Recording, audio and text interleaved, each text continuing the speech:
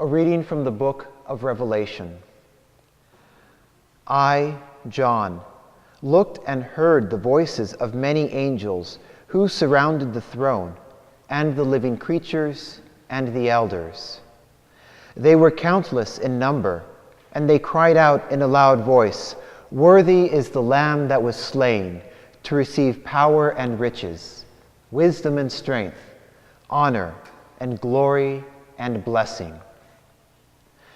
Then I heard every creature in heaven and on earth and under the earth and in the sea, everything in the universe cry out, "To the one who sits on the throne and to the Lamb be blessing and honor, glory and might, forever and ever."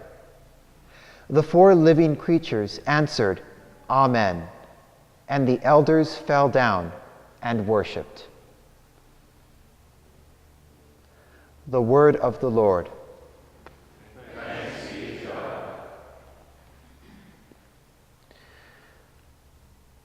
When I was an altar server, I particularly enjoyed signing up to serve for weddings and funerals because of the different dynamic that's involved in those liturgies, because unlike, regular Sunday masses, the reason why people come into the church is different, and the relationship that they have with the celebrating priest is very different depending on the occasion.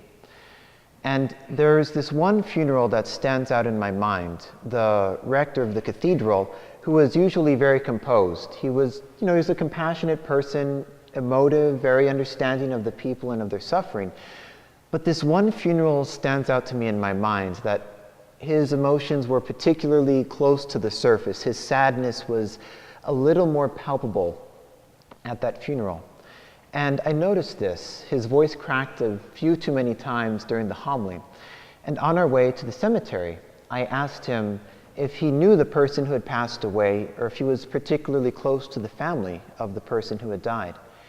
And he said that no, he wasn't. He didn't know those people who came. He didn't really know the person who had died either. And he must have seen the curious or quizzical look on my face, because he paused, and I remember what he said.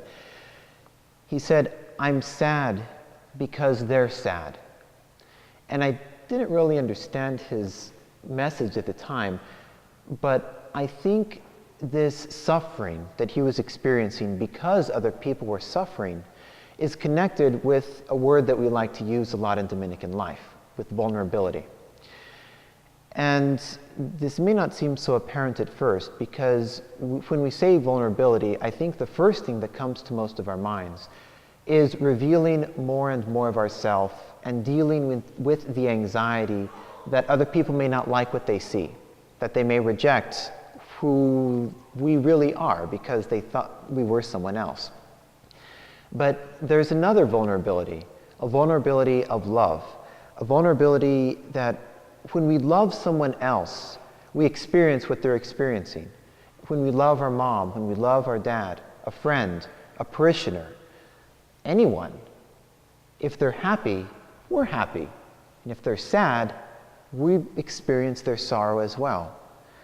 And so when we love someone, there is a vulnerability that we will experience whatever they are experiencing, that we're going to go through whatever they're going through. And we don't know what that is. This experience of being vulnerable through love is the experience of the slain lamb that we hear in the book of Revelation. It's the experience of the crucified Christ. It's the experience of Jesus.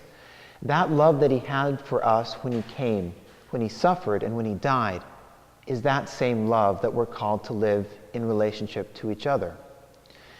And it's not just an experience of living the suffering of someone else, of that horizontal aspect of one person sharing compassion with another, but there's a healing aspect as well. Christ didn't just come to suffer with us. He came to heal our wounds, and he came to heal the divisions caused by sin. And it seems that the strength that we derive when we experience the love of someone else, or when someone else knows that we love them, that in a very small way is a glimpse of the beatific vision that we will have in heaven with God, because we know we are not alone, and we know that someone else, someone other than ourselves, loves us and has compassion for us. I can't help but think of the prayer that the priest prays every time we come to Mass. Every time we come to Mass, the priest prays, as the gifts are prepared, "Pray, brethren, that your sacrifices and mine." Surely the priest's sacrifice is the bread and the wine that are offered on the altar. That is one of the reasons why he is a priest. And what do we offer? What is the sacrifice that we offer? Surely it's ourselves. It's our own failings. It's our joys and our accomplishments. And it's also the suffering that we experience with another and the joy that we experience in our relationships. We offer them on the altar like we offer ourselves. And just as the bread and wine become the body and the blood of Christ, so does Christ enter into those relationships with other people, so that our sacrifice of vulnerability is a participation in his sacrifice, and our suffering and our joy becomes redemptive.